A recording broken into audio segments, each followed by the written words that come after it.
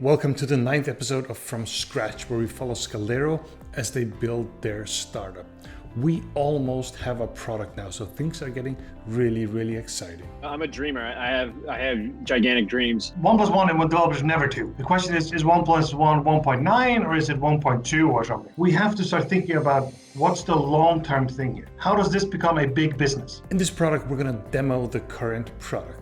We're also going to talk about priorities. How do you prioritize bugs towards bigger features? We're also going to get the first client on the product. That's a major milestone for any startup.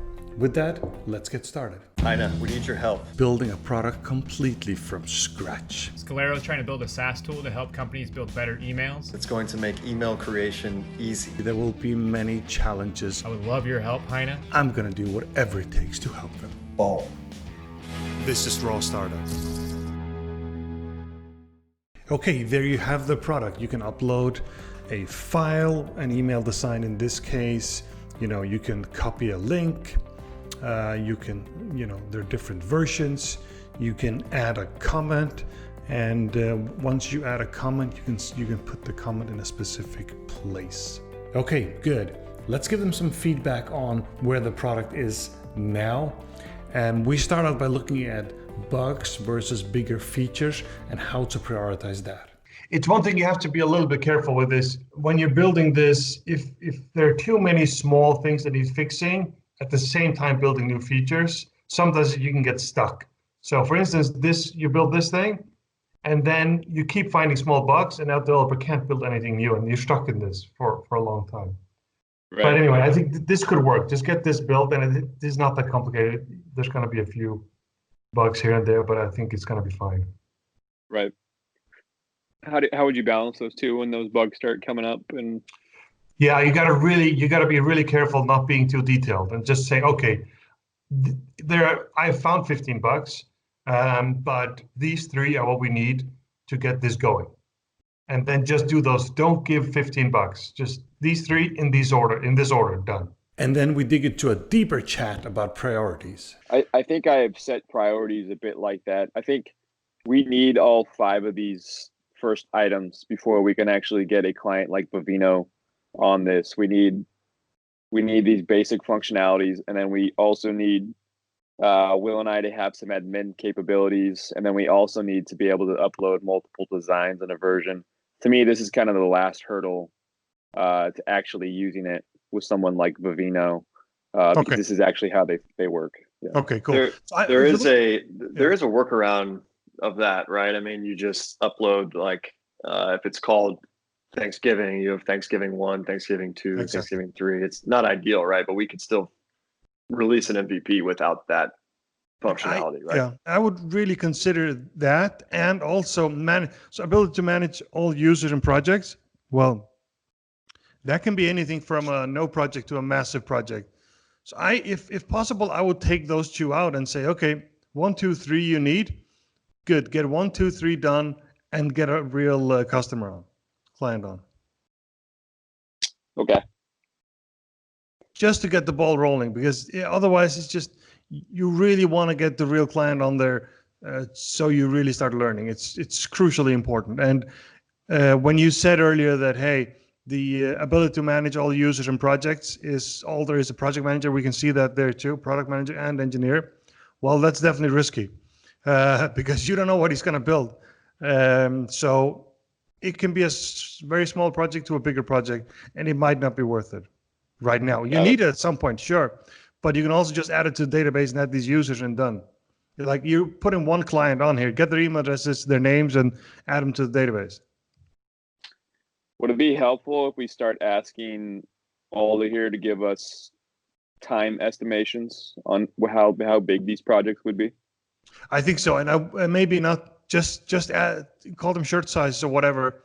Tell them to score them 1 to 5, because really it's always super difficult to put exact time on.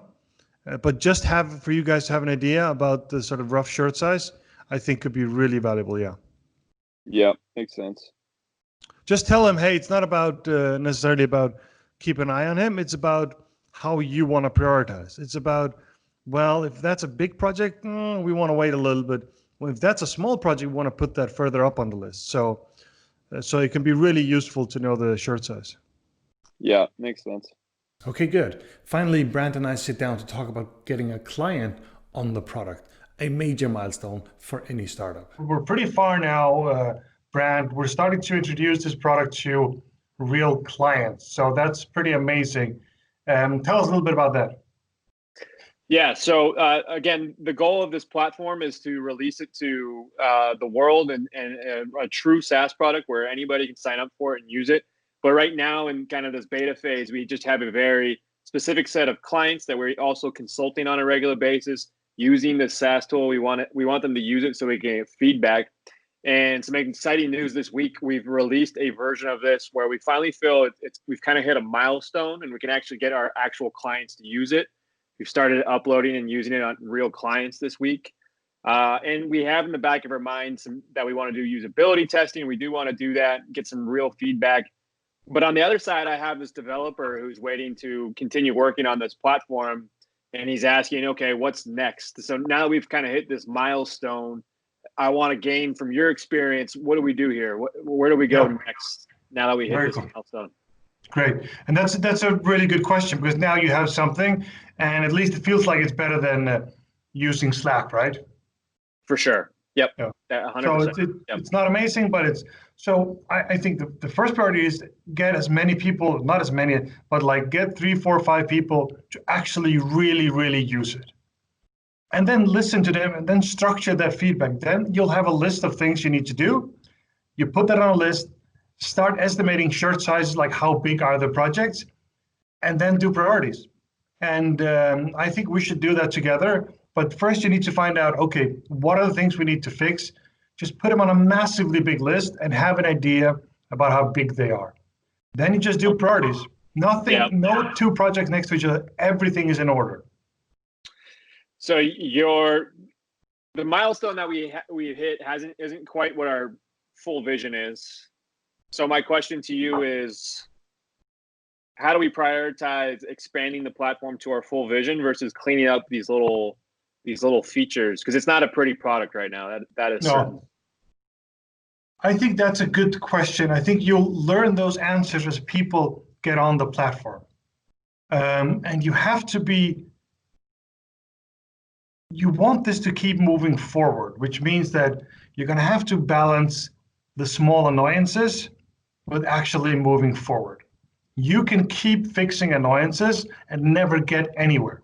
You just keep fixing. There will be things. So you have to balance those things out.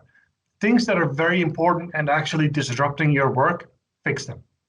And then at the same time, you build new features. So balance those 2 things so you keep the ball rolling. Otherwise, you'll keep changing colors and making it look nicer and nicer, but there's no new thing there. So you have to do those things parallel. What else? I'm a dreamer. I have gigantic dreams. I am constantly thinking about the future and what the possibility could be, even though we might be super far away from that. So another question for you is, when do we put on the gas pedal and say, okay, I want to attack this platform with 2 developers. I really want to progress this forward. When is the right time to start thinking in those terms? Yeah, I think if there's a way they could work independently, that would be a big advantage. So for instance, if you suddenly see, you know what, there's actually a sort of independent front end thing that can be worked on, and there's another thing in all the more background stuff. If you can split that up, it will. I think it'll start to make sense. If they have to work closely together and coordinate a lot, I think you'd say 1 + 1 is 1 + 1, and with developers never 2. The question is 1 + 1 1.9, or is it 1.2 or something, right? So it's a little bit tricky. I'd say if they have to coordinate a lot, 1 + 1 could easily be 1.4. If they work independently, 1 + 1 could be 1.8. Okay. Yeah, that makes sense. So I would try and see if I could split it up somehow. Yeah.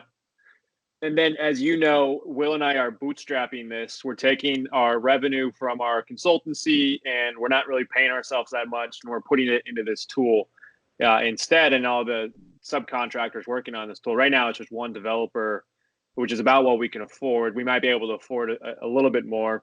when do we say, enough bootstrapping, this might actually be attractive to angel investors and go get that? When should I start thinking about that? I want to know where I'm headed with this. Sure. So what I think, in order to think about investors and so on, we have to start thinking about what's the long-term thing here.